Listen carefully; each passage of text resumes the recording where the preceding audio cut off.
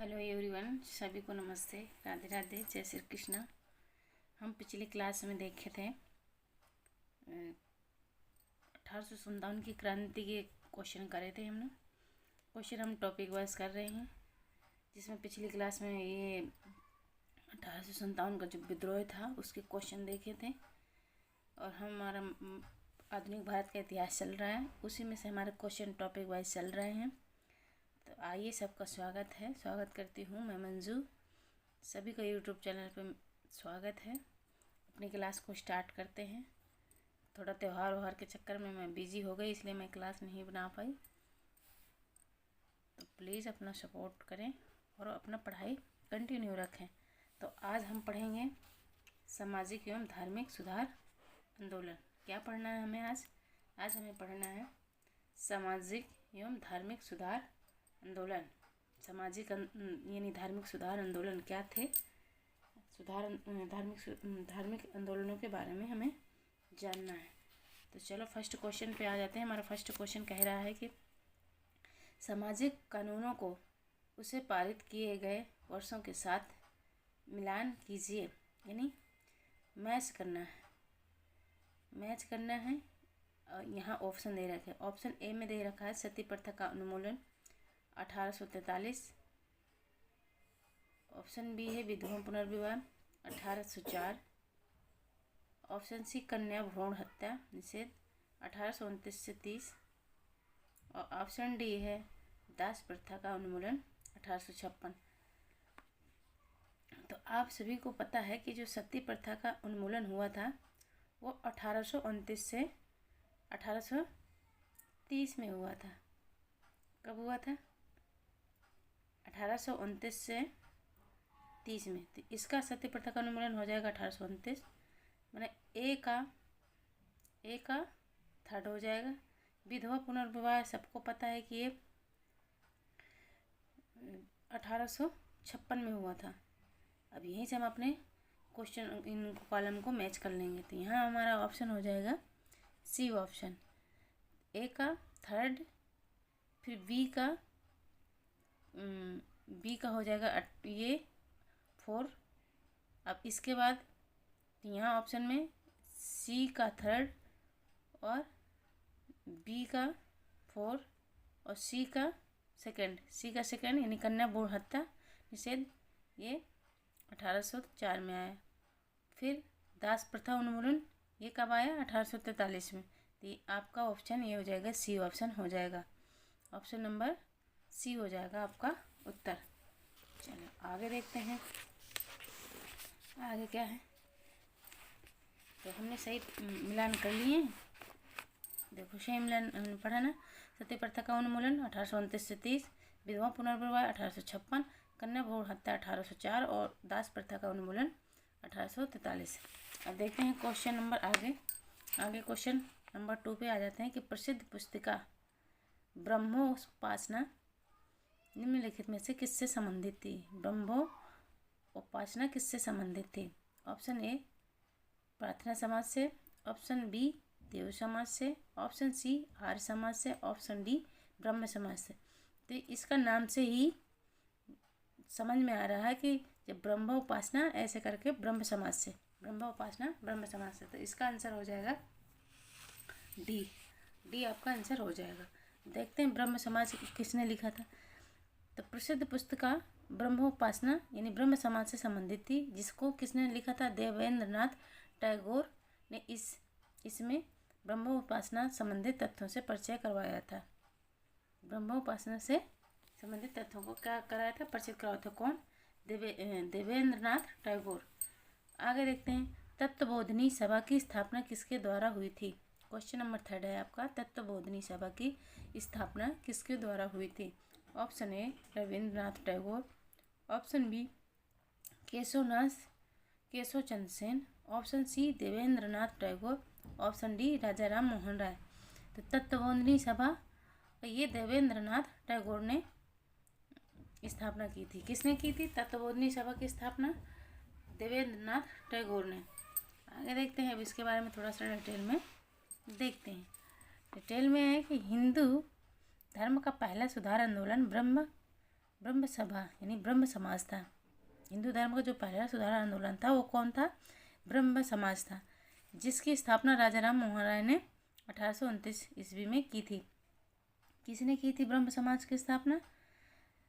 तो ये राजा राम मोहन राय ने 1828 में की थी ब्रह्म समाज की स्थापना।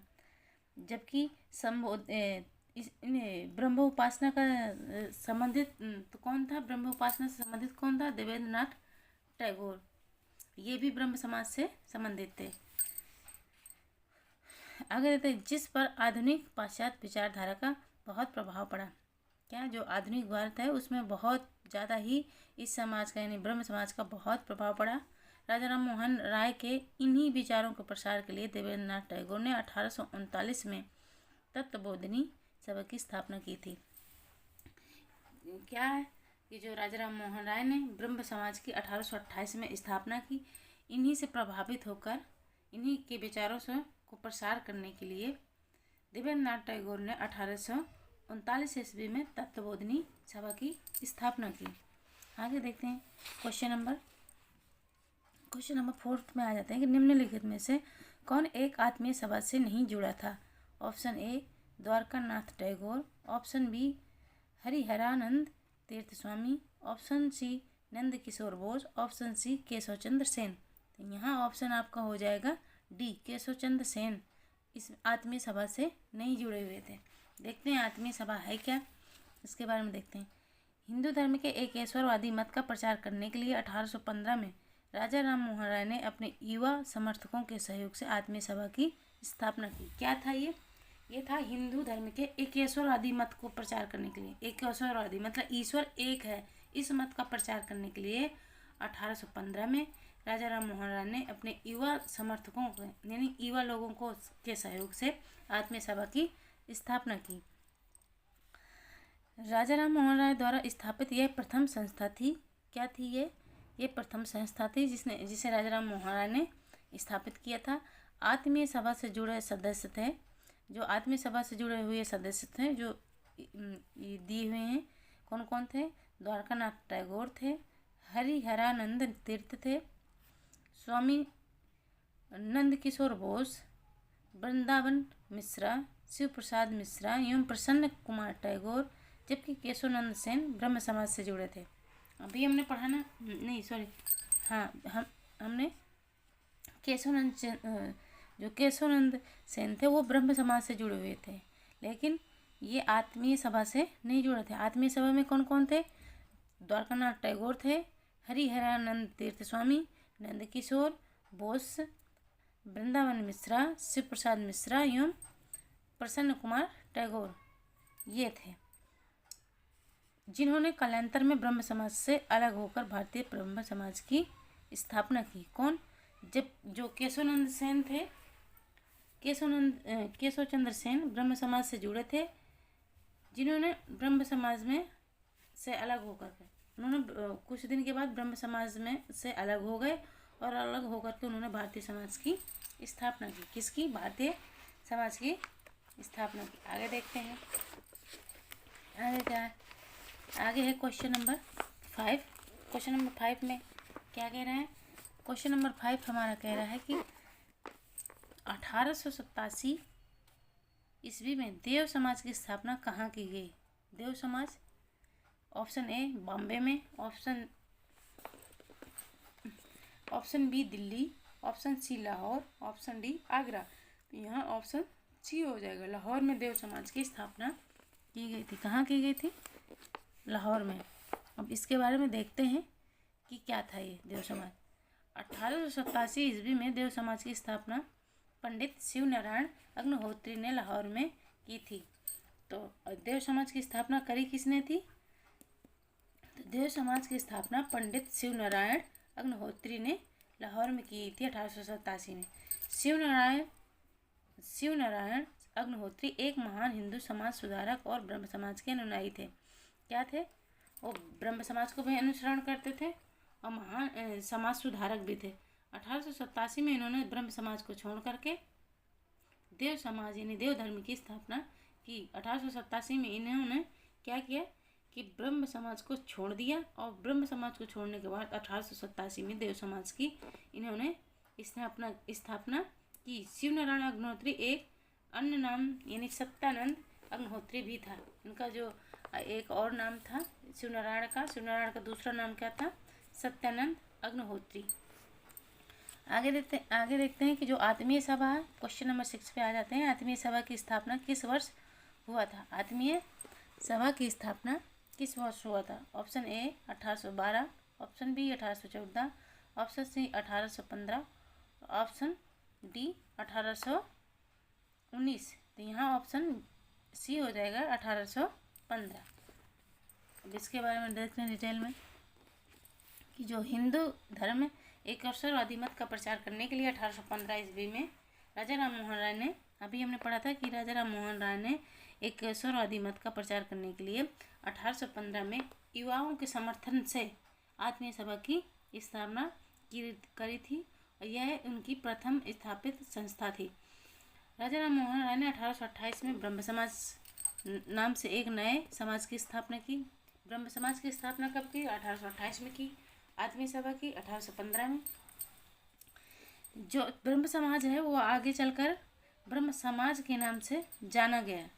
ब्रह्म समाज के नाम से जाना गया। पहले ब्रह्म सभा के नाम से स्थापना हुई और आगे चल करके ये ब्रह्म समाज के नाम से जाना गया, यानी प्रचलित हुआ।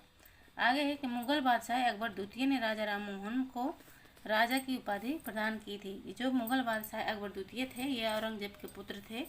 इन्होंने राजा राम मोहन राय को राजा की उपाधि प्रदान की थी।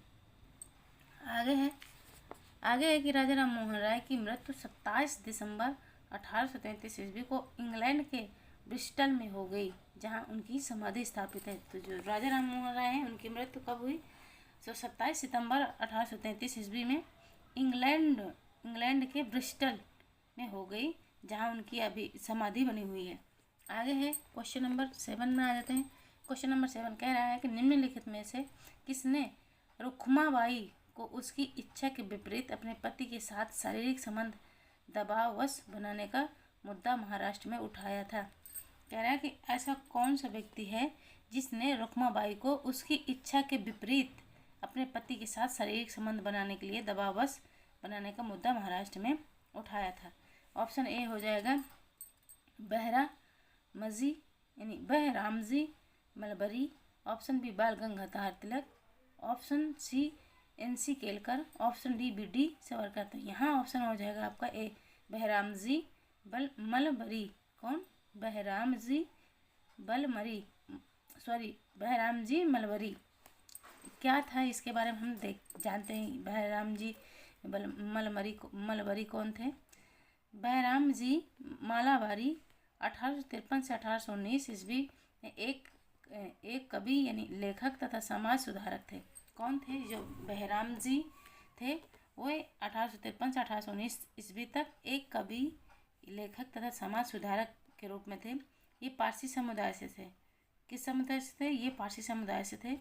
वे स्त्रियों के अधिकारों की रक्षा के लिए प्रबल पक्षधर थे। वो स्त्रियों के जो अधिकार हैं उनके बहुत पक्षधर थे। इन्होंने ही रुक्माबाई को उसकी इच्छा के विपरीत अपने पति के साथ शारीरिक संबंध दबाववश बनाने का मुद्दा महाराष्ट्र में उठाया था। जो रुक्माबाई थी उन्होंने अपने पति से शारीरिक संबंध बनाने की उनकी इच्छा नहीं थी, बल्कि उनको दबाववश उन्हें अपने पति से शारीरिक संबंध बनाने के लिए दबाव डाला गया। इस मुद्दा को उन्होंने महाराष्ट्र में उठाया। इन्हीं के प्रयासों से सम्मति आयु यानी अधिनियम पारित हुआ। किसकी सम्मति से? इन्हीं की सम्मति से। किसके? बहराम जी की सम्मति से असम्मति आयु अधिनियम पारित हुआ, जो 1891 ईस्वी में यह सम्मति आयु अधिनियम काउंसिल द्वारा पारित कर दिया गया। किसके द्वारा पारित हो गया? 1851 में यह सम्मति आयु अधिनियम काउंसिल द्वारा पारित कर दिया गया। इस अधिनियम के द्वारा लड़कियों के विवाह की न्यूनतम आयु 12 वर्ष कर दी गई। बाल गंगाधर तिलक ने इस अधिनियम का विरोध किया। इस अधिनियम के तहत जो लड़कियों की आयु थी शादी की वह 12 वर्ष कर दी गई, जो ये काउंसिल के द्वारा पारित हुआ। सम्मति आयु अधिनियम। लेकिन जो बाल गंगाधर तिलक थे, इन्होंने इसका विरोध किया। आगे देखते हैं आगे क्या है। आगे क्वेश्चन है, क्वेश्चन नंबर 8 पर आ जाते हैं। क्वेश्चन नंबर 8 हमारा क्या कह रहा है?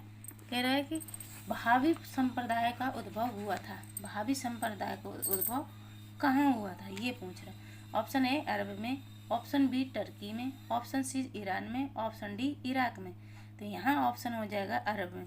तो जो वहाबी संप्रदाय है उसका उद्भव अरब में हुआ था। वहाबी संप्रदाय के बारे में थोड़ा सा डिटेल में देखते हैं कि जो वहाबी संप्रदाय का उद्भव अरब में हुआ था, इसके संस्थापक मोहम्मद इबन अब्द अल वहाब थे। कौन थे? जो वहाबी संप्रदाय के संस्थापक कौन थे?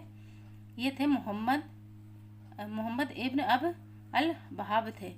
यह एक मुस्लिम सुधार आंदोलन था। ये क्या था? यह एक मुस्लिम सुधार आंदोलन था। बरेली के सैयद अहमद भारत में इसे आंदोलन के प्रवर्तक थे।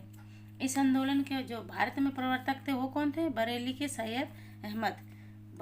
बरेली के जो सैयद अहमद थे, उन्होंने भारत में इस आंदोलन के प्रवर्तक माने जाते हैं। किनको?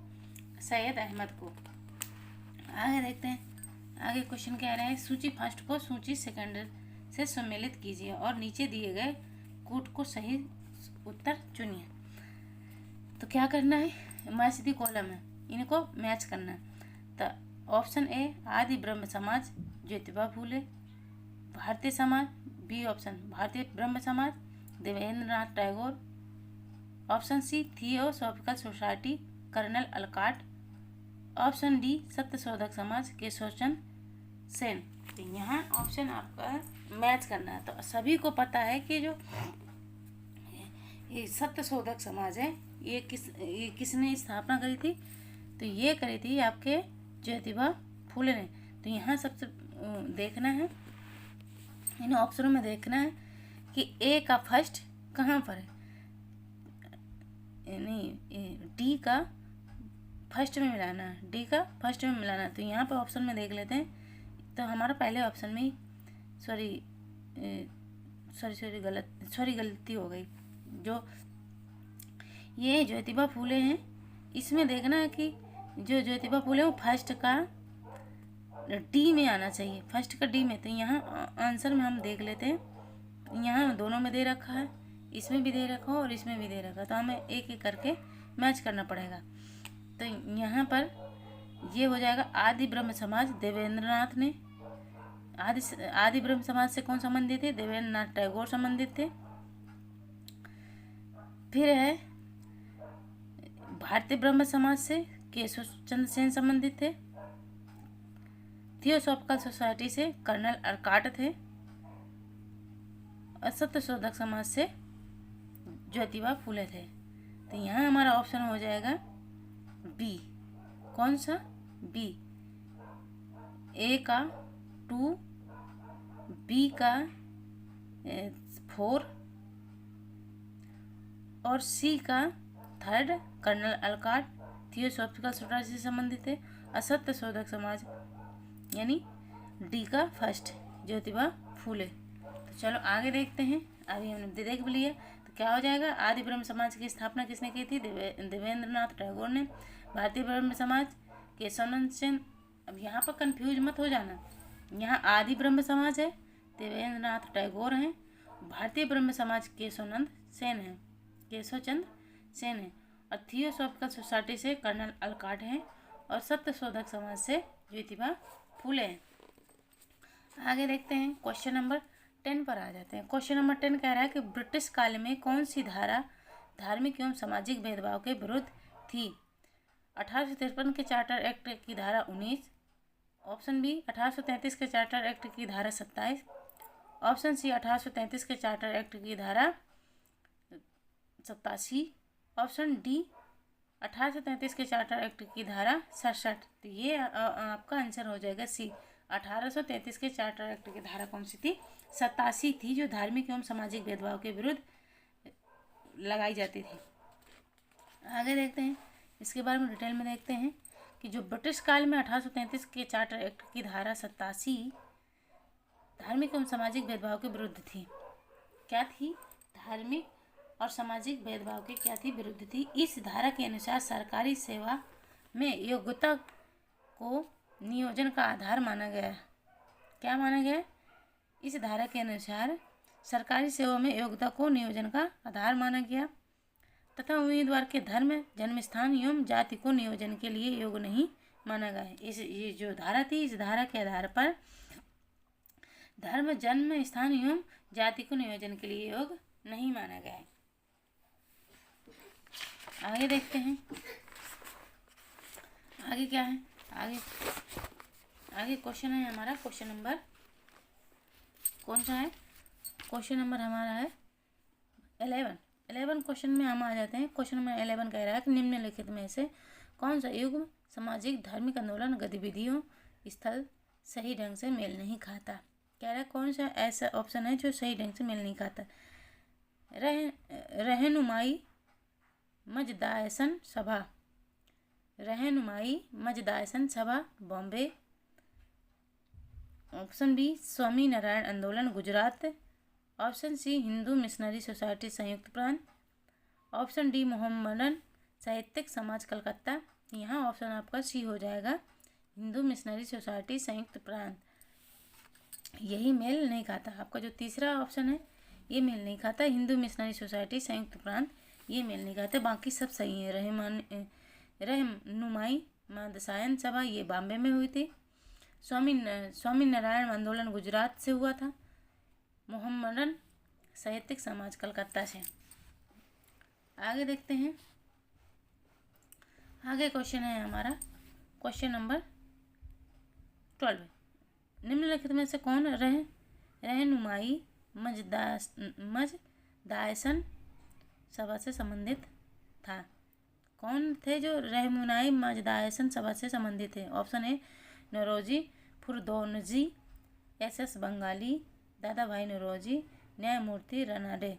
तो यहाँ पर हो जाएगा ऑप्शन डी, न्यायमूर्ति रनाडे। देखते हैं ये सभा क्या थी। रहनुमाई मजदायसन सभा का गठन 1851 ईस्वी में किया गया। कब किया गया? मजदायसन सभा का गठन 1851 में किया गया। इस सभा का उद्देश्य था पारसियों की सामाजिक अवस्था का पुनरुद्धार करना तथा पारसी धर्म की पुनः प्रतिष्ठित शुद्धता को प्राप्त करना। क्या था इसका उद्देश्य? इसका उद्देश्य था कि पारसियों की जो सामाजिक अवस्था है उसका पुनरुद्धार करना, सामाजिक अवस्था का क्या करना? पुनरुद्धार करना और पारसी धर्म की पुनः प्राचीन शुद्धता को क्या करना? प्राप्त करना। इस सभा का प्रमुख नेता थे नौरोजी फुरदौनजी। कौन थे? इस सभा के जो प्रमुख नेता कौन थे? नौरोजी फुरदौनजी, दादा भाई नौरोजी, एस बंगाली तथा आर.के. कामा। ये 4 लोग थे। कौन कौन थे इसमें? दादा भाई नौरोजी थे, एस बंगाली थे, नौरोजी फुरदौनजी थे और आर.के. कामा थे। जबकि न्यायमूर्ति महादेव रनाडे प्राथमिक समाज से 1869 से में जुड़े हुए थे। जो न्यायमूर्ति महादेव रनाडे हैं वो प्रार्थना समाज से 1859 से जुड़े हुए थे। हमारा क्वेश्चन पूछ रहा था कि जो रहनुमाई मदसायन सभा है वो किससे संबंधित नहीं है। तो ये न्यायमूर्ति रनाडे से संबंधित नहीं है, बाकी ये सब इससे संबंधित थे। मजदायसन सभा से सभी संबंधित थे। दादा भाई नौरोजी हो गए, नौरोजी फुरदौनजी, एस बंगाली, ये तीनों संबंधित थे। आगे देखते हैं। आगे है क्वेश्चन नंबर 13। वर्ष 1907 में स्थापित Indian society of oriental art द्वारा प्रदत्त छात्रवृत्ति के प्रथम प्राप्तकर्ता कौन थे? यानी कि कौन ऐसे थे जो सोसाइटी ऑफ ओरिएंटल आर्ट द्वारा छात्रवृत्ति प्रथम बार प्राप्त हुई थी? प्रथम प्राप्तकर्ता यानी प्रथम छात्र कौन था जिसे छात्रवृत्ति ओरिएंटल आर्ट द्वारा प्राप्त हुई थी?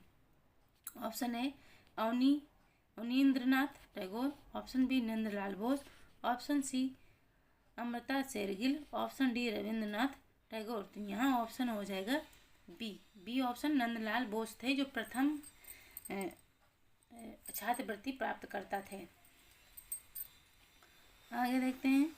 इसके बारे में और थोड़ा सा डिटेल में देखते हैं कि वर्ष 1907 में अवनींद्रनाथ टैगोर ने कलकत्ता में Indian society of oriental art की स्थापना की थी। अच्छा, अब ये एक चीज़, ये पॉइंट निकल के आया कि जो ये Indian society of oriental art की स्थापना किसने की थी। तो यहाँ पर अवनींद्रनाथ टैगोर 1907 में Indian society of oriental art की स्थापना की थी। किसने की थी? अवनींद्रनाथ ने इस सोसाइटी की स्थापना की थी। उक्त संस्था द्वारा प्रदत्त छात्रवृत्ति के प्रथम प्राप्तकर्ता नंदलाल बोस थे। इस संस्था से जो छात्रवृत्ति प्राप्त हुई थी वो पहला छात्र कौन थे? नंदलाल बोस थे। उन्होंने कला की शिक्षा अवनींद्रनाथ टैगोर से ग्रहण की थी। जो कला की शिक्षा है वो किससे उन्हें प्राप्त हुई? नंदलाल बोस से। नंदलाल बोस एक प्रसिद्ध भारतीय चित्रकार थे। वो जो नंदलाल बोस हैं वो एक प्रसिद्ध भारतीय चित्रकार थे जिन्होंने संविधान की मूल प्रति का डिजाइन बनाया था। जो संविधान की जो मूल प्रति है ना, तो नंदलाल बोस ने ही इसका डिजाइन किया था। इनके प्रसिद्ध चित्रों में जैसे दांडी मार्च, संथाली कन्या, सती का देह त्याग इत्यादि शामिल हैं। जो इन्होंने चित्र बनाया था उनके चित्र में से कौन कौन से? एक दांडी मार्च है, एक संथाली कन्या और एक है सती का देह त्याग आदि भी और भी हैं जो शामिल हैं। अब देखते हैं Indian society of oriental art की स्थापना किसके द्वारा की गई। अभी हमने पढ़ा, क्वेश्चन नंबर 14 पे आ जाएंगे हम। और क्वेश्चन नंबर 14 कह रहा है कि जो Indian society of oriental art की स्थापना किसके द्वारा की गई। अभी हमने पढ़ा option A Rabindranath Tagore, option B Abanindranath Tagore, option B Debendranath Tagore, option C Gagendranath Tagore. तो यहाँ ऑप्शन बी हो जाएगा अवनींद्रनाथ टैगोर। आगे देखते हैं आगे क्वेश्चन क्या है। क्वेश्चन नंबर 15 पर आ जाते हैं। क्वेश्चन नंबर 15 कह रहा है कि जो मद्रास हिंदू एसोसिएशन के संस्थापक कौन है। क्वेश्चन नंबर 15 कह रहा है मद्रास हिंदू एसोसिएशन के संस्थापक कौन थे। Option A Shri Aurobindo Ghosh, option B Annie Besant, option C K B Iyengar, option D T P Variyagar, option D T P Variyar. तो यहाँ ऑप्शन आपका बी हो जाएगा एनी बेसेंट। जो मद्रास हिंदू एसोसिएशन के संस्थापक थे एनी बेसेंट थी। अब इसके बारे में थोड़ा सा डिटेल में देखते हैं। मद्रास हिंदू एसोसिएशन नामक दो संस्थाएं गठित हुई। मद्रास हिंदू एसोसिएशन नामक क्या दो संस्थाएं गठित हुई। प्रथम Madras Hindu social reformers association यानी मद्रास सामाजिक सुधार संघ। जो मद्रास हिंदू एसोसिएशन है इसमें दो संस्थाएं गठित हुई। जो प्रथम संस्था थी उसका वो थी Madras Hindu social reformers association, जो मद्रास सामाजिक सुधार से संबंधित थी, जिसकी स्थापना किसने की थी? वीरेश लिंगम पुत्तुल ने की थी। किसने की थी? वीरेश लिंगम पुत्तुल ने की 1859 में। यह एक सामाजिक शुद्धता आंदोलन था। क्या था ये? यह एक सामाजिक शुद्धता आंदोलन था। जबकि दूसरा मद्रास हिंदू एसोसिएशन यानी मद्रास हिंदू संघ, जिसकी स्थापना श्रीमती एनी बेसेंट ने 1904 में की। तो मद्रास हिंदू एसोसिएशन की कितनी संस्थाएं थी? दो संस्थाएं थी। एक संस्था कौन थी? Madras Hindu social reforms association थी, जिसकी स्थापना वीरेश लिंगम पुत्तुल ने 1892 में की। और दूसरा जो थी मद्रास हिंदू एसोसिएशन, जो मद्रास हिंदू संघ से संबंधित थी, इसकी स्थापना 1904 में श्रीमती एनी बेसेंट ने की थी। अब आगे क्वेश्चन देखना है कि दक्षिणेश्वर से कौन संबंधित था। क्वेश्चन नंबर 16 है दक्षिणेश्वर से कौन संबंधित था। ऑप्शन ए महर्षि दयानंद से, ऑप्शन बी रविंद्रनाथ टैगोर से, ऑप्शन सी रामकृष्ण परमहंस से, ऑप्शन डी अरविंदो से। तो यहाँ ऑप्शन आपका सी हो जाएगा रामकृष्ण परमहंस से। दक्षिणेश्वर रामकृष्ण परमहंस से संबंधित थी। आगे इसके बारे में डिटेल में देखते हैं। जो रामकृष्ण परमहंस है बचपन का नाम था गदाधर। जो रामकृष्ण परमहंस है उनका बचपन का नाम क्या था? गदाधर था। ये एक महान विचारक थे जिनके विचारों को उनके शिष्य स्वामी विवेकानंद ने पूरी दुनिया में फैलाया। जो स्वामी विवेकानंद हैं उनके गुरु थे कौन? रामकृष्ण परमहंस, जिनका बचपन का नाम गदाधर था।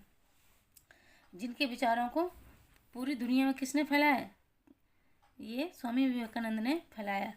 रामकृष्ण ने इस बात पर जोर दिया था कि ईश्वर तक पहुंचने के लिए कई मार्ग हो सकते हैं। क्या कहा रामकृष्ण परमहंस ने?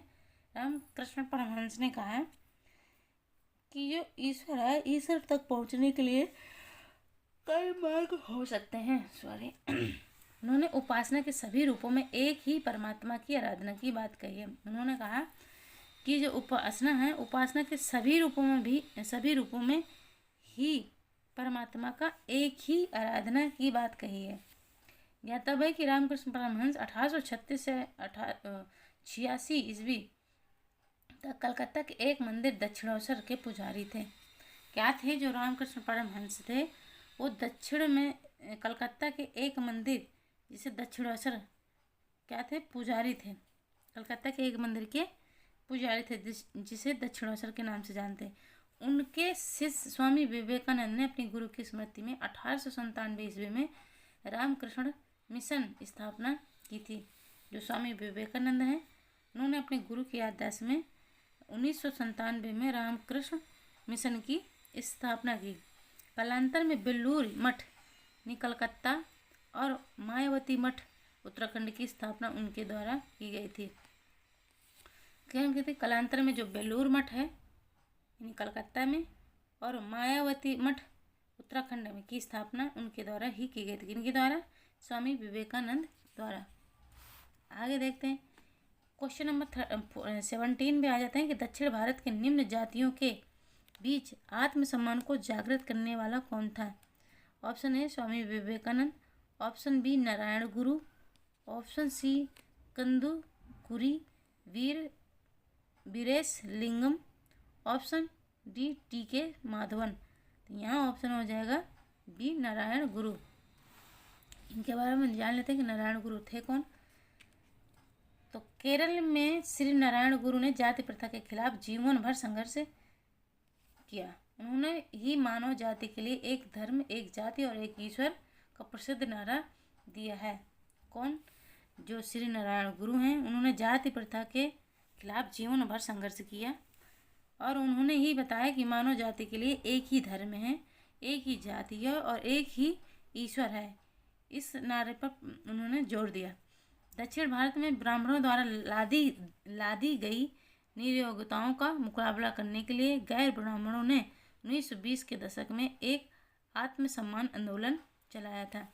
क्या चलाया था? जो दक्षिण भारत में जो ब्राह्मण थे उनके द्वारा लादी गई निरयोग्यताओं का मुकाबला करने के लिए गैर ब्राह्मणों ने, मतलब जो ब्राह्मण जाति में नहीं आते थे, उनका पूरा एक गुट इकट्ठा होकर 1920 के दशक में एक आत्मसम्मान आंदोलन चलाया था। आगे देखते हैं आगे क्या है क्वेश्चन नंबर हम 18 पे आ जाते हैं। 18 क्वेश्चन कह रहा है कि इनमें से कौन देवबंद स्कूल से नहीं जुड़े थे? क्वेश्चन नंबर 18, इनमें से कौन देवबंद स्कूल से नहीं जुड़े थे? क्वेश्चन नंबर 18 कह रहा है कि जो देवबंद स्कूल है इनमें से जो ऑप्शन दे रखा है इनमें से कौन नहीं जुड़े थे? Option A Shah Abdul Aziz, option B Mohammad Qasim Binotvi, option C Rashid Ahmad Gangohi, option D Mahmud ul Hasan. तो यहाँ ऑप्शन आपका हो जाएगा ए शाह अब्दुल अजीज़ देवबंद स्कूल से संबंधित नहीं थे, नहीं जुड़े हुए थे।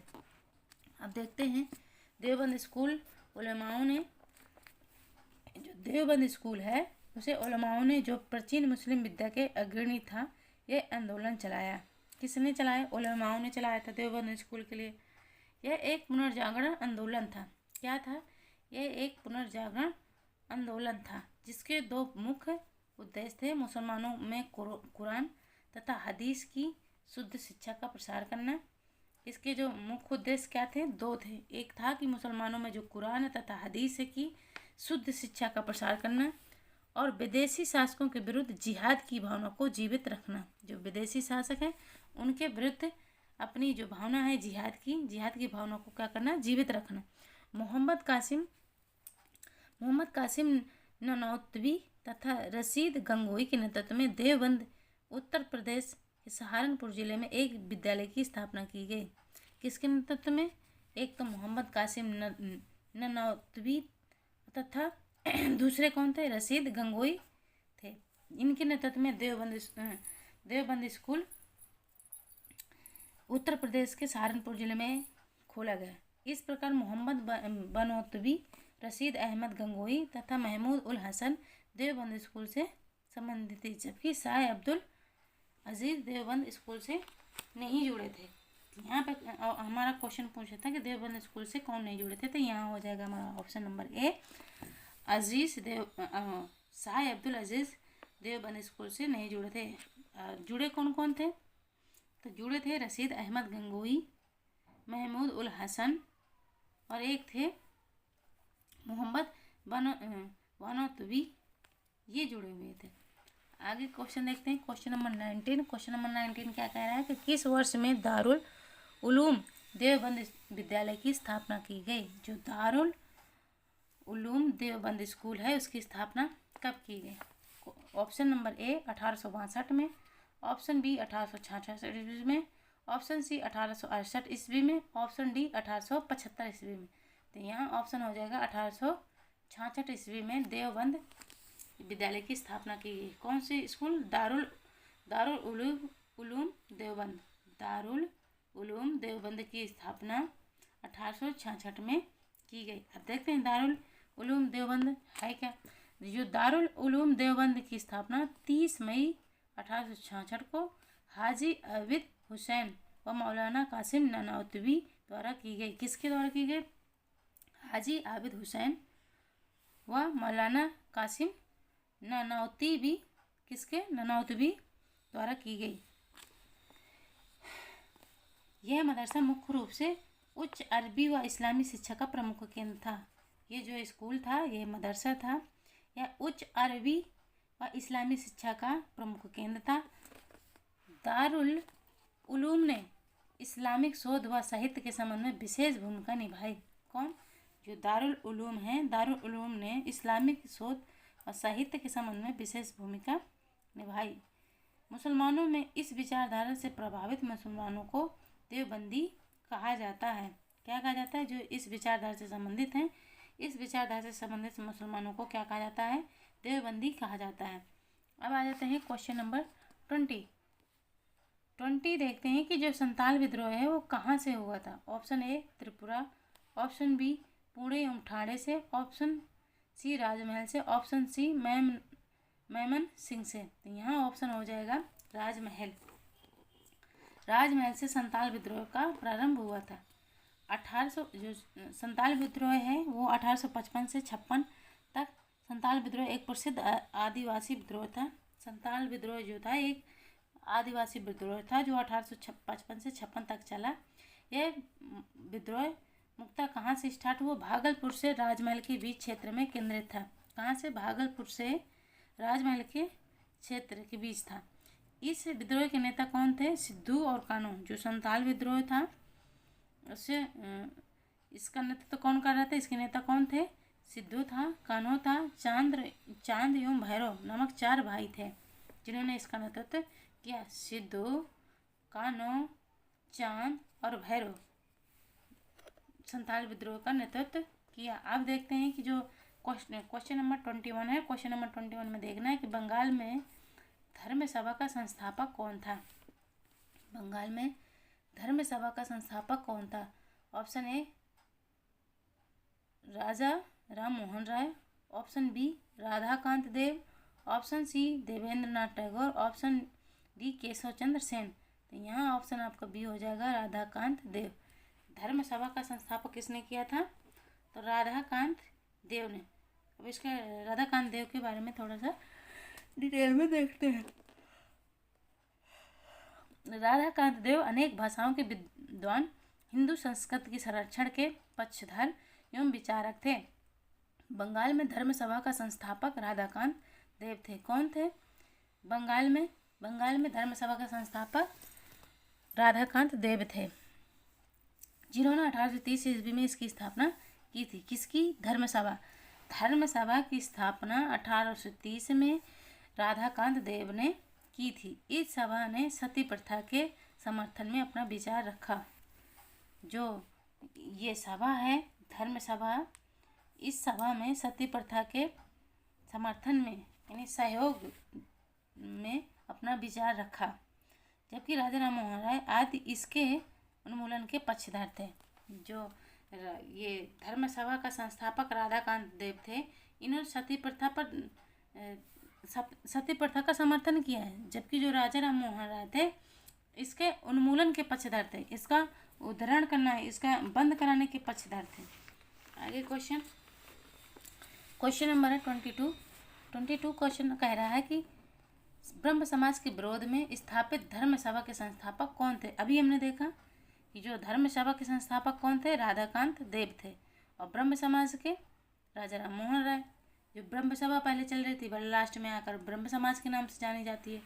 आगे क्वेश्चन नंबर 23 में आ जाते हैं कि विवेकानंद और थियोसॉफिकल सोसाइटी के सुधार संबंधी विचारों में पर्याप्त सम्मता है। निम्नलिखित में कौन सा विचार थियोसॉफिकल सोसाइटी के विचारों से मिलता है। जो विवेकानंद हैं और थियोसॉफिकल सोसाइटी के सुधार संबंधी जो विचार हैं पर्याप्त सम्मता है। निम्नलिखित में कौन विचार थियोसॉफिकल सोसाइटी के विचारों से मिलता है, ये देखना। ऑप्शन ए, ये तंत्र और अंधविश्वासों में विश्वास रखते थे। ऑप्शन बी, उन्होंने हिंदुओं में विद्यमान हीनता की भावना को सामान्य करने का प्रयास किया। ऑप्शन सी, वे मानते थे कि जिस प्रकार ईश्वर स्वतंत्र है उसी प्रकार प्रत्येक व्यक्ति भी स्वतंत्र है। ऑप्शन डी, उन्होंने लोगों में आत्मविश्वास और आत्मसम्मान का जागृत किया। क्या किया? उन्होंने लोगों में आत्मविश्वास और आत्मसम्मान को जागृत किया। यही ऑप्शन आपका सही है और यही आपका मेल खाता है। आगे देखते हैं जो स्वामी विवेकानंद और थियोसॉफिकल सोसाइटी के सुधार संबंधी विचारों में पर्याप्त सम्मता थी और उन्होंने लोगों में आत्मविश्वास और आत्मसम्मान जागृत किया। क्या किया? उन्होंने लोगों में क्या किया? आत्मविश्वास और आत्मसम्मान को जागृत किया। थियोसॉफिकल सोसाइटी ने हिंदू धर्म को विश्व का सर्वाधिक गूढ़ और आध्यात्मिक धर्म माना जाता है। जो थियोसॉफिकल सोसाइटी है वह हिंदू धर्म को विश्व का सर्वाधिक गूढ़ और आध्यात्मिक धर्म माना है। आगे देखते हैं थियोसॉफिकल सोसाइटी की स्थापना 1875 में मैडम हेलन पेट्रोना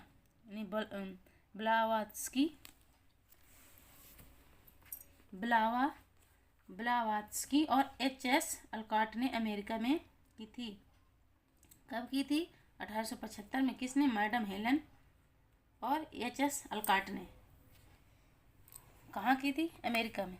अब देखना है थियोसॉफिकल सोसाइटी की स्थापना का मुख्य उद्देश्य धर्म को समाज सेवा का मुख्य साधन बनाना तथा धार्मिक मात्र भाव का प्रचार एवं प्रसार करना। क्या करना है? जो थियोसॉफिकल सोसाइटी का स्थापना का मुख्य उद्देश्य था कि जो धर्म है धर्म को समाज सेवा का मुख्य साधन बनाना और जो धार्मिक मात्र भाव का प्रचार और प्रसार करना। आगे है कि जो सामाजिक क्षेत्र में कार्य करते हुए इस सोसाइटी ने बाल विवाह का विरोध किया। क्या किया? जो थियोसॉफिकल सोसाइटी है ने सामाजिक क्षेत्र में कार्य करते हुए बाल विवाह का क्या किया? विरोध किया। आगे है क्वेश्चन नंबर 24। निम्नलिखित में कौन आर्य समाज से संबंधित था? Option A, Mahadev Govind Ranade. Option B, Annie Besant. Option C, Suresh Chandra Banerjee. Option D, Pandit Gurudutt. तो यहाँ ऑप्शन हो जाएगा पंडित गुरुदत्त। ये आर्य समाज से संबंधित थे, जबकि महादेव गोविंद रानडे, एनी बेसेंट, सुरेश चंद्र बनर्जी ये संबंधित नहीं थे। आगे देखते हैं इसके बारे में थोड़ा सा डिटेल में देखते हैं कि जो पंडित गुरुदत्त विद्यार्थी 26 अप्रैल 1864 से 1890 ईस्वी तक महर्षि दयानंद सरस्वती के अन्य शिष्य एवं कालांतर में आर्य समाज के प्रमुख नेता थे। जो आर्य समाज की स्थापना किसने करी थी? महर्षि दयानंद सरस्वती ने की थी। तो इन्हीं के शिष्य थे कालांतर में आर्य समाज के प्रमुख नेता पंडित गुरुदत्त विद्यार्थी। उनकी गिनती आर्य समाज के 5 प्रमुख नेताओं में होती है। इनकी गुरुदत्त, पंडित गुरुदत्त की। उन्होंने 26 वर्ष की अल्प आयु में ही उनका देहांत हो गया। किसका?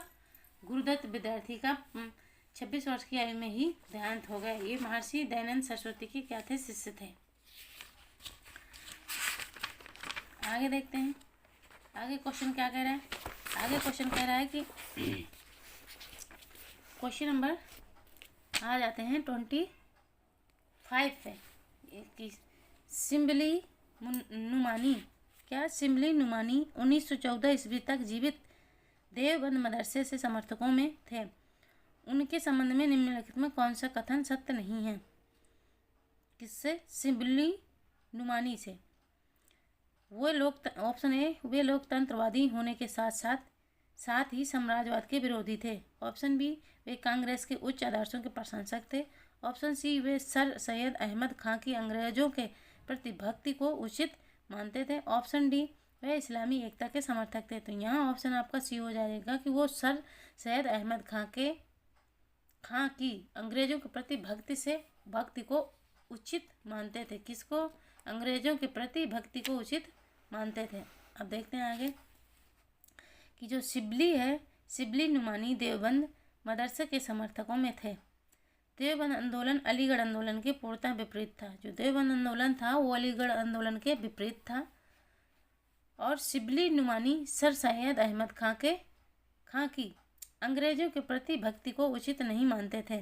जो सर सैयद अहमद खां की अंग्रेजों के प्रति भक्ति को उचित नहीं मानते थे। इनका सर सैयद अहमद के साथ मतभेद था।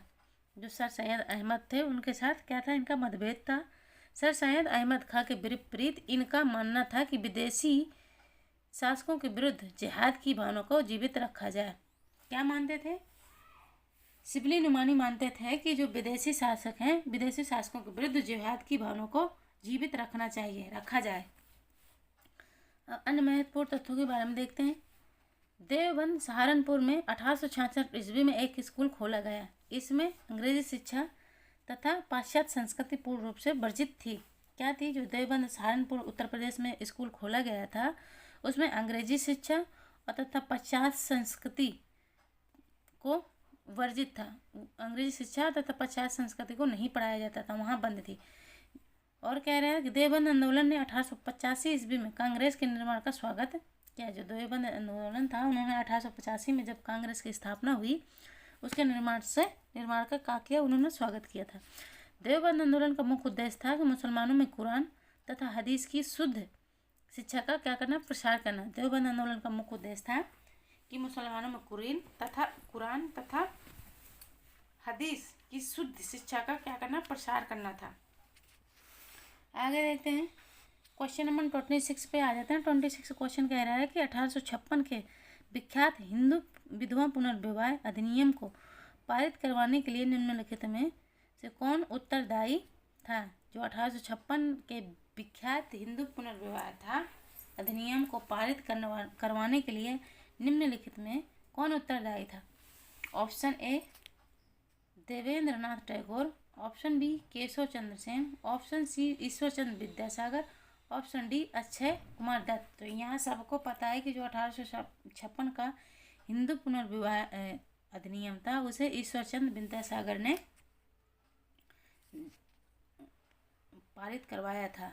किसने? ईश्वर चंद्र विद्यासागर ने। अब देखते हैं जो कलकत्ता के संस्कृत कॉलेजों के आचार्य थे कौन? ईश्वर चंद्र विद्यासागर, जिन्होंने विधवा पुनर्विवाह के लिए अथक यानी संघर्ष किया। क्या किया उन्होंने? जो हिंदू विधवा पुनर्विवाह है उसके लिए उन्होंने अथक संघर्ष किया। इन्होंने यह प्रमाणित करने का प्रयास किया कि वेदों में विधवा विवाह को मान्यता दी गई है। उन्होंने क्या कहा कि वेदों में विधवा विवाह को मान्यता दी गई है। इनके प्रयासों के फलस्वरूप 26 जुलाई 1856 को हिंदू विधवा पुनर्विवाह अधिनियम पारित हुआ। कौन सा अधिनियम? ये हिंदू विधवा पुनर्विवाह कब पारित हुआ? 26 जुलाई 1856 को। 26 जुलाई 1856 में हिंदू विधवा पुनर्विवाह अधिनियम पारित हुआ। आगे देखते हैं क्वेश्चन नंबर आ जाते हैं 27। 27 क्वेश्चन कह रहा है कि महाराष्ट्र में प्रार्थना समाज की स्थापना की प्रेरणा किससे मिली? तो ऑप्शन ए देवेंद्रनाथ टैगोर से, ऑप्शन बी केशव चंद्र सेन से, ऑप्शन सी ईश्वर चंद्र विद्यासागर से, ऑप्शन डी महादेव गोविंद रानडे से। तो यहाँ ऑप्शन हो जाएगा बी केशव चंद्र सेन से। जो प्रार्थना समाज की स्थापना की प्रेरणा किससे मिली थी? केशव चंद्र सेन से मिली थी। अब देखते हैं प्रार्थना समाज है क्या, इसके बारे में थोड़ा सा डिटेल में जानते हैं। प्रार्थना समाज की स्थापना 1867 ईस्वी में बम्बई में आचार्य केशव चंद्र सेन ने की थी। जो प्रार्थना समाज है उसकी स्थापना किसने की थी? तो केशव चंद्र सेन ने 1867 में बम्बई में की थी। प्रेरणा से आत्माराम पांडुरंग द्वारा की गई थी। केशव चंद्र सेन की प्रेरणा से जो प्रार्थना समाज की स्थापना है वो 1867 में बम्बई में आचार्य केशव चंद्र सेन की प्रेरणा से आत्माराम पांडुरंग द्वारा की गई थी। तो प्रार्थना समाज की स्थापना किसने की थी? सॉरी, मैंने बता दी थी केशव चंद्र, लेकिन केशव चंद्र ने नहीं की थी। केशव चंद्र के प्रेरणा से आत्माराम पांडुरंग ने की थी। महादेव गोविंद रानडे संस्था से 1869 में ईस्वी में जुड़े। 1869 में कौन जुड़े? गोविंद रानडे, महादेव गोविंद ने जुड़े। इस संस्था का प्रमुख उद्देश्य जाति प्रथा का विरोध, स्त्री पुरुष की विवाह की आयु में वृद्धि, विधवा विवाह एवं स्त्री विवाह शिक्षा को प्रोत्साहन देना था। इस संस्था का जो मुख्य उद्देश्य था कि जाति प्रथा का विरोध कर रहे थे। उन्होंने स्त्री पुरुष की विवाह की आयु में बढ़ोतरी के लिए यानी वृद्धि करने के लिए कह रहे थे, और जो विधवा विवाह है एवं स्त्री शिक्षा को प्रोत्साहन यानी विधवा विवाह को प्रोत्साहन किया और स्त्री शिक्षा का भी इन्होंने प्रोत्साहन किया। रानडे का सामाजिक सुधार आंदोलन 19वीं शताब्दी के अंत तक सफलतापूर्वक जारी रहा। कब तक? 19वीं शताब्दी तक। सामाजिक सुधार कार्यक्रमों सामाजिक सुधार आंदोलन 19वीं शताब्दी के अंत तक सफलतापूर्वक क्या रहा? जारी रहा। फिर आगे सामाजिक सुधार कार्यक्रमों में उनके दो अन्य सहयोगी थे। कौन थे? जो रानडे थे उनके सामाजिक सुधार आंदोलन में सहयोगी थे जो दो लोग कौन कौन थे? धोंदो केशव कर्वे तथा विष्णु शास्त्री। कौन थे? धोंदो केशव कर्वे और विष्णु शास्त्री। ये दो व्यक्ति थे जो रानडे का क्या कर रहे थे? सहयोग दे रहे थे। रानडे तथा कर्वे ने विधवा पुनर्विवाह आंदोलन का संचालन किया और विधवाओं को शिक्षा देने के लिए विधवा आश्रम संघ की स्थापना की। किसकी? रानडे और कर्वे ने विधवा पुनर्विवाह आंदोलन का क्या क्या संचालन भी किया और विधवाओं को शिक्षा देने के लिए विधवा आश्रम संघ की भी स्थापना की। इस आश्रम संघ का उद्देश्य विधवाओं को शिक्षिकाओं, परिचारिकाओं अथवा दाइयों के रूप में प्रशिक्षित करके आत्मनिर्भर बनाना था। क्या था? जो विधवा हैं विधवाओं को शिक्षा देना, शिक्षिकाओं, परिचारिकाओं अथवा दाइयों के रूप में प्रशिक्षित करके उन्हें आत्मनिर्भर बनाना, उन्हें खुद से कमा करके खाने या खुद से अपना घर जीवन यापन करने के लिए प्रेरित करना। धोंदो केशव कर्वे विधवा पुनर्विवाह संघ के सचिव थे। कौन थे? जो धोंदो केशव कर्वे थे वो विधवा पुनर्विवाह के क्या थे? विधवा पुनर्विवाह अधिनियम था उसके क्या थे? संघ सचिव थे। रानडे का उल्लेख पश्चिमी भारत में संस्कृति पुनर्जागरण के अग्रदूत के रूप में भी किया जाता है। क्या किया जाता है? जो रानडे है, रानडे का जो पश्चिमी भारत की संस्कृति है उसके पुनर्जागरण के अग्रदूत भी माना जाता है। आगे देखते हैं क्वेश्चन नंबर 28 पर आ जाते हैं। 28 क्वेश्चन कह रहा है कि बॉम्बे प्रार्थना समाज में एमजी रानडे निम्नलिखित में से किससे प्रभावित हुए थे? जो एमजी रानडे हैं अभी हमने जो देखा